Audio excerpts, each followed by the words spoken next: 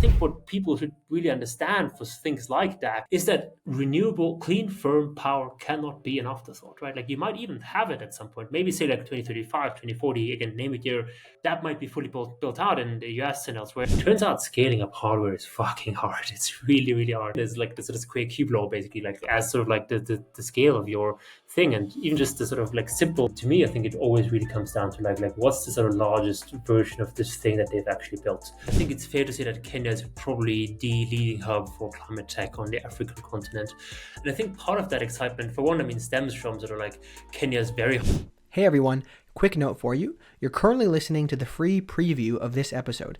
If you'd like the full thing, the full shebang, go over to our Substack. That's cleantechies.substack.com/subscribe and become a paid subscriber. Any paid subscription gets you full access to the show on the Clean Techies Substack. Welcome back to Clean Techies. I am your host, Somal Agarwal. Let's get into the show. So today we have a real treat. We have someone who's building direct air carbon capture, but in an emerging market in Nairobi, Kenya. So Martin Freimuller, I'm hoping I'm pronouncing that correctly, is building Octavia Carbon. And Octavia Carbon is pioneering direct air carbon capture in Nairobi, Kenya. And so this episode is really a masterclass in how he's establishing and growing the climate tech community, not only within direct air carbon capture, but how that's flooding into the rest of climate tech in the country and on Africa in general. You know, the four most important things I think we talk about are, one, you know, how Kenya is becoming that global hub for direct air carbon capture, as well as a couple other things that they're getting a lot of attention for. The second is the challenges of building deep tech in Africa, and sort of taking this back to understand what about building in emerging markets introduces new difficulties. Third is the general skepticism around DAC and how he's addressing it, especially having recently raised a seed round. So congratulations to him. And the last thing is fundraising. You know, fundraising in an emerging market, especially Africa, is incredibly difficult because of low investor confidence in the region. Now, there's already low investor confidence in climate tech in the US. So taking on both challenges, you know, Martin is really not giving himself a break. And so we dissect what this means for him. This is a fantastic episode and truly one of a kind. Enjoy. All right, Martin, welcome to the show. How are you? Doing well, thank you very much. Martin is, I don't know if he's saying this would be nice, but he's a listener of the show as well. So this is a huge, huge pleasure to have you on today. Thank you so much, and I really enjoy listening to the show. Like, I've gotten a few good insights out of it, and I would consider myself a clean techie, if I may. I'm not sure where my mugs and t-shirts are, but I'll get there eventually. There we go. There we go. Amazing. It's always our dream to convert listeners into guests, so it means we're doing our job. So amazing. Well, Martin, you know, we've had plenty of good conversation to connect, but the audience hasn't. So please tell us, who are you and what are you doing? I'm the CEO and co-founder of Octavia Carbon, and we build, design, and deploy direct air capture technology in Kenya, which is the world's best place for DAC. Amazing. So we're going to start off with our favorite question, one of which you probably have heard before. If we could have dinner with any clean techie, who would it be and why? So a little slightly boring on this one. For me, that would have to be Octavia Butler, hence the name, if anyone is wondering. Famously, one of the first authors in fiction to write about climate change back when that was science fiction. In the early 90s, really imagining a world where climate change sort of drove sort of scarcity and violence and extremism. And that, we would argue, is the sort of world that we're experiencing right now. Maybe not in California, where like Octavia Butler was originally thinking about it, but in, you know, many parts of Africa, including northern Kenya, like, you know, close to where we're based. And the cool thing about Octavia was that she was also quite optimistic about humanity's potential to get itself out of the mess it put itself in. So I don't know, I'd quite like to like have dinner with her and see how we're measuring up against her optimism. Sadly, she's no longer around, but she's definitely an inspiration. Well, no, you're definitely putting your money where your mouth is, naming the entire company and inspiration of that, right? So amazing. So to set some of the scene, you know, please tell us a little bit about your journey and how you came to be a founder. So yeah, no, really interesting one. I think I sort of spent some years of my youth on the African continent, really developed a strong appreciation of its potential.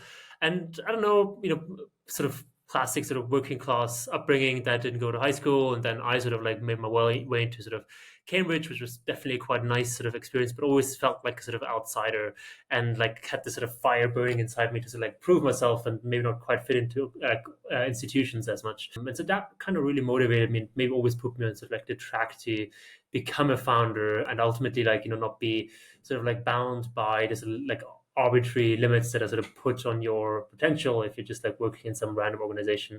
But really like as a founder, you've got the sort of ultimate sort of like chance to show the world what you're capable of, and so like really extend that to building something that really like embodies like your values and like how you'd like the world to be. And so that's, I think, really just something that sort of led me down the road of eventually becoming a founder. And I think combine that with a sort of like realization that carbon removal is a massive emerging industry, that Africa is quite well positioned for it, and that Kenya specifically is the world's best place for DAC. And so like, yeah, you had sort of the makings of Octavia. And yeah, so got started relatively soon out of uni, starting this business. So let's get into that a little bit more. So you said that was sort of the origination of it, and there's so much going on in Kenya that make it a good place. So just talk us through a little bit about, Octavia Carbon's origin stories and a little bit more about why you're doing it and the best place to do it. Yeah, so we have two origin stories really, like one for me and one for my co-founder Duncan. But I'll start with my own, which is again, like as I was mentioning, it was sort of out of uni. I worked at a strategy consultancy for international development called Dalberg, and was sort of working with a lot of development institutions. And one of the sort of big questions that we were tackling at some point was like, what would be the large, economic growth drivers for the African continent this decade, this century? And I realized that, look, there's one industry that we have to build virtually from scratch over the next really like 25, 30 years, and that's carbon removal, like durable carbon removal at that. And that's sort of an area where like the African continent already has a relatively big role in the traditional like voluntary carbon market or VCM. And really then quite fell in love with their day capture as sort of a technology that has the potential to really replicate sort of cost curves of engineered technologies that we've seen with, say, EVs or solar or batteries or you name it. And really like something that we can operationalize in ways that just nature isn't quite able to. And yeah, I think from there I sort of realized that, again, as I said, Kenya is the world's best place to do it, and I'm sure we'll get into it in more detail, but it's broadly speaking because of its energy, geology, and talent. And yeah, then did the logical thing and moved my life to Kenya, and sort of still was with initially my consultancy there, but soon after that actually started Octavia together with my co-founder Duncan, who and I'll also like give his origin story like a sort of really small amount of detail. He was essentially, he's an engineer by background. I'm a sort of non-technical founder, but he was home during the pandemic, and Kenya was experiencing the worst drought in decades at that point, and sort of like the fertile and lush region around Mount Kenya where he grew up, really like, and lots of rivers that were there, including River Agati, one of Kenya's largest, really like dried up to a trickle. And so like that was sort of like his first real exposure to climate change, because his parents and sort of like the folks around him were all farmers, and so that affected literally everyone like all around him. And sort of as an engineer, I think you sort of tend to be a bad victim. And so he was basically telling himself that he'd do something about that and really get right to the origin of the problem. And DAC is just one way of doing that, tackling CO2 right in the atmosphere. And then fun enough, the two of us actually met up on the sort of like online community of DAC nerds. Shout out to the Open Air Collective, for those who know. And yeah, I think from there we sort of got building relatively shortly afterwards. In mid 2022, really like starting out on my kitchen table with Duncan and also like one of his colleagues, Mike. And yeah, within those 2.5 years, we've now built a patented DAC technology, and we've grown our team to 61 people, including about 40 engineers. So definitely quite proud of what we've achieved. And we've now just recently unveiled the world's second direct day capture and storage pilot as well. So quite proud of that. Wow. There is a lot to unpack there, but that is truly remarkable. I know. Thanks. One of the things we're going to get into is that you're doing something that is most definitely pretty tough to do, which is to build, in Africa, and that to build in climate tech in Africa, as if climate tech wasn't hard enough. So you clearly don't get enough of a thrill just doing one hard thing. You have to do multiple. But that is very, very impressive. Yeah, we like to say we but play I'd love the to get game in into hard it. mode, but yeah. Anyway, Yeah, so a lot of our listeners are very familiar with what direct air carbon capture is, but there's many different flavors, and I think it'd be great to take a second to try and illustrate, essentially what area of DAC do you play in, and how does that interact with the DAC ecosystem as a whole? Yeah, no, totally. And also like start with a very high level overview and then I'll sort of go a bit deeper for the folks that are familiar with the tech. So DAC in essence is really just a way of like extracting CO2 directly from the atmosphere, which can then sort of be processed and for one example, stored underground as a way of achieving carbon removal and selling carbon removal credits as the sort of resulting product. In our instance, the technology approach that we use is amine-based solid adsorbent direct air capture, temperature vacuum swing adsorption for those folks who are quite familiar, and sort of basically within the broad family of sort of amine-based sorbents, we've chosen one to focus on a lot and developing IP around preventing its oxidative degradation. And that is quite important because the sort of specific sorbent that we're deploying is quite well suited to low temperature regeneration, basically. So sorbent regenerates at something like 80 to 90 degrees C. And here's why that's important, because we're deploying in Kenya. And part of the reason why it's the world's best place for like data capture is that it's got ultra abundant renewable energy, especially from geothermal. And DAC, as many of your listeners will know, is an inherently thermodynamically energy intensive process. And there's, of course, the nifty like engineering designs that you can sort of deploy in reducing that energy consumption. But again, the thermodynamic minimum work you need for removing a ton of CO2 from the atmosphere is something like 128 kilowatt hours per ton. That's just for isolating CO2 at something like 400 ppm to high concentrations that you need for storage. And so again, 128 kilowatt hours per ton, that's great and would be great if we could sort of get to, I don't know, like 20% or whatever of that efficiency anytime soon. But if solar or anything is any guide, will take a while longer to get there. So you're talking megawatt hours per ton of CO2. So for us, really, the thinking there is because of like what's the sort of lowest cost and least carbon intensive form of energy to use for capture, and that is geothermal heat and using heat directly. And that's an insight that in some ways was pioneered by Climeworks already, and big shout out to them for deploying this in Iceland. But we would argue that they've never really optimized for, and on top of that, they're also now moving away from that approach by deploying in the United States. Whereas we're really like doubling down on that sort of quite heavily, again, having developed our sort of patented technology around that geothermal heat, and also really like being sort of quite fixed on Kenya as sort of the place to deploy our DAC. And so essentially, our tech platform really leverages the local endowments that we have, which is for one, the sort of abundant renewable energy, both heat and electricity. It's worth noting that Kenya's grid, which is quite rare, is about 93% renewable nationally. The specific area where we're deploying is literally 100% renewable electricity coming down the grid, which is exciting. Wow. And beyond that, so like it's broadly speaking, the three factors from earlier, just to wrap that quickly: energy, geology, and talent. So we have the right geology, not just like sort of physically trap or like remove CO2 by like locking it up under a cap rock where it sort of remains a long-term liability for centuries, but we actually like minerally, like we chemically trap CO2 by actually turning it into a mineral, like it's by CO2 mineralization that's done by our partners at Stellar Mineral Storage. And essentially they're sort of like pumping CO2 deep below ground, sort of like ballpark 1,000 meters below ground. And there it sort of like reacts with like magnesium and calcium ions underground to form carbonate minerals, which is the most thermodynamically stable form of carbon, basically storing CO2 for good, carbon for good in that case. And then finally, like you really just need the talent to really iterate and deploy hardware at low cost and scale.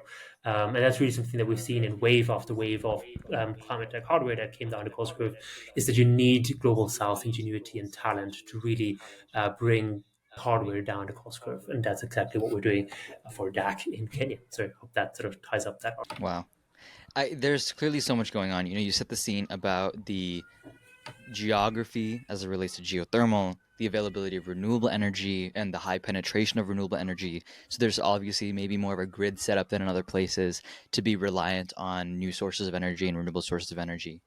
But The one way thing we I'd would love put to it, just do if is, the yeah, way we please would go. put it, if the way I would put it, which I think is sort of like a helpful sort of mind frame to keep, is that Kenya is to DAC as the Amazon is to say forestry credits. Like it's that direct link basically, because you like you need ultra abundant 24/7 365 renewable energy, and that's just not an ultra abundant resource around the world. Basically, there's few places that have Kenya's endowments for this, and that's also a reason why it will be a winner in this energy transition, specifically with something like DAC that it can then leverage for its economic development as well. Got it. Got it. I think, as someone, firstly, congrats to you. You recently raised the seed round. And especially in, like you said, playing the game on hard mode, like you're still standing, which is incredibly impressive. being sort of the chief fundraiser for your opportunity, for your idea, you're meeting people all across not just the African continent, not just Nairobi and Kenya, but the world, right? So in that journey, you are touting what is the scene, right? And how do you stand out? So I'd love to talk about that first part, sort of the scene of climate tech in Africa. And so, just to set the scene for us, how new is that industry? No, it's a great question. And I do think there's sort of a lot of excitement specifically about climate tech in Nairobi, Kenya more broadly. And I think it's fair to say that Kenya is probably the leading hub for climate tech on the African continent. And I think part of that excitement, for one, I mean, stems from sort of like Kenya's very high penetration of renewables on its grid, which then sort of like really unlocks doing a bunch of other things in much more clean ways, so like whether that's green ammonia, whether that's direct air capture, or even e-mobility. Of course, like you have the impact of that is like much larger at the margins if it's also like powered on renewable electricity. And so I think the idea of leapfrogging in the sort of into the climate tech age is sort of quite alive and kicking in Kenya. And it's exciting because, the thing that I think Kenyans have realized is that 30, 50 years from now, we won't be calling this climate tech. This is just going to be how the world works, basically. And so, like, really positioning yourself as a leader in this space really sets you up well for the longer term as well. I think it's also fair to say that beyond that, like, sort of the African continent and especially Kenya also has a lot of endowments for sort of like nature-based solutions of various stripes. And I think it has a quite rich history of sort of like finding ways of monetizing that through carbon credits. Now, the quality of that has varied, and of course, we as a DAC company are somewhat critical about that. But it is worth noting that Kenya specifically is the largest issuer of carbon credits on the on the African continent, sort of on a nation basis. That really means that there's Wow. sort of already quite a lot of like institutional knowledge and know-how about like climate tech work and also like monetizing that climate tech work, whether it's in things like clean cooking or whether it's in e-mobility, or increasingly in sort of more cutting edge things like direct air capture. And there is a very sort of active and vibrant carbon removal space now emerging in Kenya as well, which is quite exciting. And again, it's sort of still daunting for us to build deep tech in Africa because, again, to be clear, we are building everything from sheets of steel and basic precursor chemicals ourselves, like doing all the manufacturing, doing all the tech development, doing all the R&D in-house, including all the way up to like the project development being mostly our own EPC, except for like civil works, for example. But that takes a lot of capacity, and frankly, we realized that like if we're going to do this here, we have to do the whole shebang, and that's exciting, but yeah, also scary. But it's also been really rewarding in that we have like unique control of all the cost levers in actually bringing that down the cost curve, and that sets us up uniquely well to be a global cost leader in this industry, which Right. arguably we are already. Climate tech founders are taking on a huge challenge. Not only do they need to know how to build a startup, but they also need to deal with hardware, have a strong handle on climate policy, know how to fundraise from diverse investor types. It's a lot. That's why we made Clean Techies, the #1 podcast for climate tech entrepreneurs. In addition to our jobs, we devote 20 hours a week to producing this podcast for you. This way, you can learn from the people who have walked the path before you, learn from their mistakes, and gain insights on navigating this complex journey. If this mission resonates with you, we are asking for your help. It takes a lot of effort and it's not free. If you are already a subscriber and want to help, start supporting us today by going to Substack and clicking Upgrade to Paid. Thanks for helping all the climate tech entrepreneurs like you. Yeah. You're skipping ahead of me there, which I think a good thing, which is talking a little bit about how you play as a DAC in the overall, global options of DAC and where the competitiveness comes from. Before we get into that, because I think that's going to be really exciting to learn about, I want to set the scene a little bit in terms of how do you think about how the investment scene looks like, right, on the continent, especially because, not only is investing in emerging markets down in general, there's a lot of sentiment about venture investing being down. And not only that, you can see some of the macro trends right now, even if you think about capital that comes from the West, a lot of funding is shifted domestically, right? And American dynamism and things like that. So a lot of capital that maybe was more adventurous in 2021 isn't being as adventurous in 2024 and 2025 as of next year. So my question to you is, where do you see the enthusiasm coming from a capital point of view? And you as a fundraiser, as someone who's gone to market and gotten people to invest in you, what do you think is resonating with people? Yeah, no, it's been really tough. And again, I think we really like started hitting the fundraising circuit in like 2023, which is when things were really starting to cool down a lot, basically. And so it's definitely a challenge. I think the broader perception of that people have of the climate in Africa really like taints how the local climate tech VC space operates as well. So, and broadly speaking, what that means is people think of Africans as climate victims, basically, right? Not necessarily as agents that actually have a role in addressing the problem as its root. And the implication of that is that the things that tend to get funded in the sort of VC funds, they are very focused on climate resilience, basically, right? And of course, that's super important, right? Like, don't want to talk down that at all.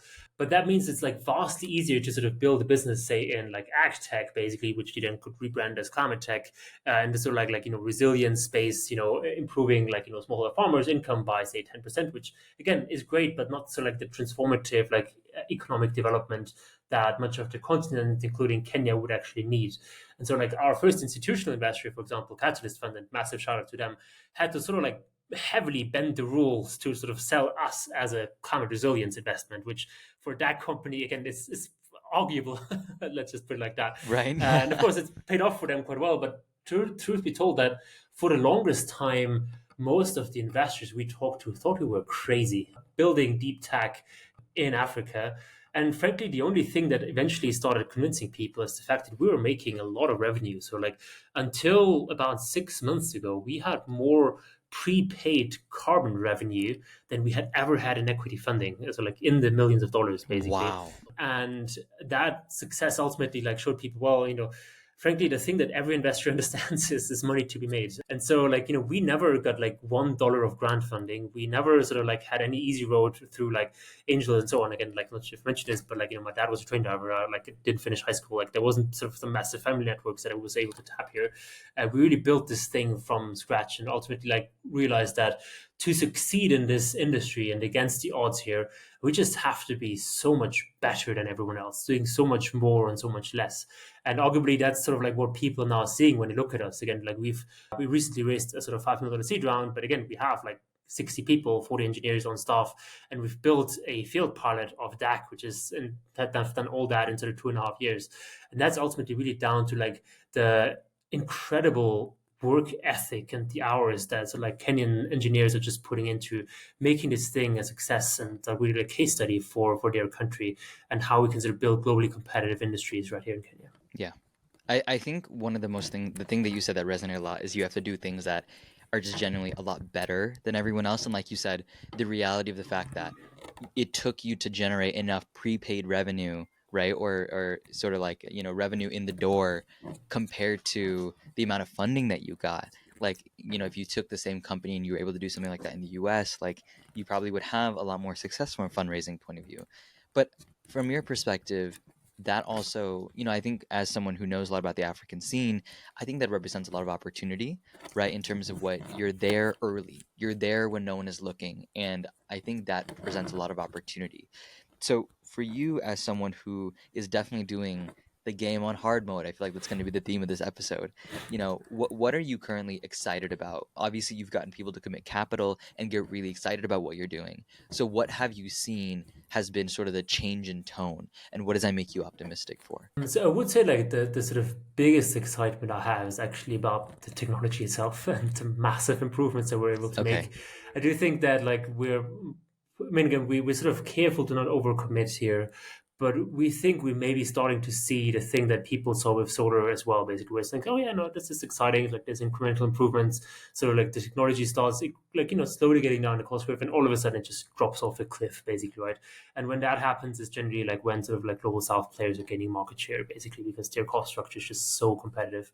And I think we're starting to see the sort of like early innings of that. And again, we don't want to like overpromise. And again, it will still take a lot to really bring that to market from Kenya, because the other thing is that like, we have like a great sort of like economic fundamentals. Like, we have the great economic fundamentals in Kenya, but we don't have the subsidies, frankly, right? Like, the Canadians will now pay you 60% of your investment costs in a tax credit if you just build a DAC facility there. That's hard for a country like Kenya to compete with. But that said, like, I do think that what lots of people are finding elsewhere, and this is something that like excites me, because I think frankly, like, the DAC industry is just waking up to that. And I think years after we've had that realization, and that is just that clean, firm power cannot be an afterthought, right? Like, people are always pretending that like, oh well, we'll just like wait until the grid is fully decarbonized in, I don't know, name your year, 2030, 2035, and then everything's going to be fine and dandy, right?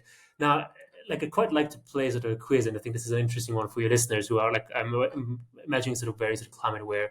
So like, guess what the sort of renewables penetration and sort of like consumption of kilowatt hours basis was on the US grid in late 2020. Now, that was about 21%. And now, guess what it was in late 2023. So, like after sort of some years of the most sort of climate supportive administration that the US hasn't had in a long time, it climbed from 21% to 23% in 3 years. 2035 is about 12 years away. And arguably, like this is sort of that part of the S curve that should be easy, right? This is the sort of bit where we can still roll out intermittent renewables without that causing too much of an issue on the grid and so on and so on. We're not even getting into like the sort of clean firm part of it yet. We're not even getting into long duration energy storage yet. This is supposed to be the easy stuff, right? And so I think what people should really understand for things like DAC and other green molecules business, for example, like green hydrogen and things that need clean firm power, frankly, is that renewable, clean, firm power cannot be an afterthought, right? Like you might even have it at some point, maybe say like 2035, 2040, again, name it year, that might be fully built out in the US and elsewhere. And I've noticed like a lot of really like keen innovators working towards that and like really success to them. But the point is that like, is it going to be competitive, right? Like long duration energy storage might be available, but it's always going to be a big sort of like cost factor, right? And if you're competing for having the lowest cost kilowatt hour that's clean and firm around the world, then a place like Kenya, which is, for example, bang on the equator and will never need long duration energy storage because we can just always store it overnight, that has abundant geothermal, abundant hydro, and some of the highest wind capacity factors in the world, that is going to be a really, really exciting place to build things like that. And I think, to be fair, other DAC companies have started to realize this. I think like some 7 others, including the market leader Climeworks, have already announced that they're coming to Kenya, but they'll be taking years while sort of we're already like running at 100 miles per hour. So I think I'm sort of super excited about what the future holds there for Kenya, because I think the world is waking up to the fact that the energy transition also means like a transition of sort of like a geographic sort of like dispersion of like energy power, basically, right? And away from sort of like the sort of fossil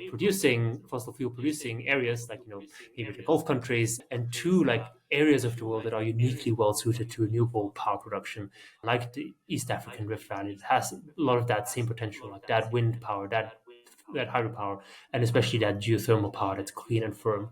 And so, yeah, I think that's something that's super interesting to us. And again, like exporting green energy is just going to mean something different from exporting fossil energy. It's not going to be like putting black goop in a barrel, but it's going to be like, doing things like that, basically, right? And that ultimately, we really like are super sort of like inspired. I think that can bring prosperity to East Africa at least. So that's what we're working towards, and that makes me excited. Yeah. So like that's a very long-winded answer, but I hope that makes sense. No, of course. I mean, there was a lot in there, and I think a lot to be excited about. You got it exactly what I figured would be the outcome as well, which is that you're starting to see this recognition of the opportunity that's there, and people that are interested in getting into the ecosystem and getting on the ground. And I think that creates an amazing opportunity for you as the person who's on the ground, right? And I think the benefit of that and the ecosystem and the role that you and Octavia can have in building that ecosystem is exactly why it's hard, but it does pay to be first. And I think that not only in climate tech in Africa, but in general, when you're talking about emerging markets, that usually is the promise, which is Yep. whoever gets there not just first, but first and well, right? You get established and you can actually demonstrate success. Your lessons are 10x more valuable than the 57th entrepreneur to raise a unicorn in a dev tool, right? So just in terms of a commodity, that makes you a great commodity. And I think that's one thing that you need that's out of your control is the market to match you, right? For there to be this increase in demand that needs your expertise, right? If you're too early, that's one of the reasons why being too early is detrimental, is that there's no tailwind to take you along. But it sounds like that is happening, and that is what I was looking forward to hearing. Speaking about some of these trends and how that factors into direct air carbon capture, there's a lot of skepticism around DAC in general. And I know we've been talking about the optics of Africa, the optics of hardware, emerging market, but we haven't been talking that much about the technology itself. As a founder building this kind of technology, you have so many different options about what creates impact, and you've talked about how your technology can be seen, may have been seen or was pitched even as climate resilience. But when you're put up against other types of direct air carbon capture, there's a lot of skepticism that's popped up about how effective and real these things are. As someone who's operating an emerging market, I am hypothesizing that you might get those questions probably more than the average DAC founder as well. So I'm curious, what are some of the common skepticisms that you're hearing, and how do you combat them? No, it's a great question. I think quite often they're sort of thinking that like innovators in the global north deploys that it's just like the world's hardest chemistry program. Basically, despite having a massive cost advantage, we are still paying sort of top of market rates. So we're getting some of the sort of Okay, country's wow. best. Thanks for listening so far. To get the full episode, go over to Substack and become a Clean Techies premium member by selecting any paid membership. Not only will you get access to hear the rest of this episode, but you'll get access to exclusive interviews, our monthly show, the best, most relevant insights from our shows, and access to our premium community.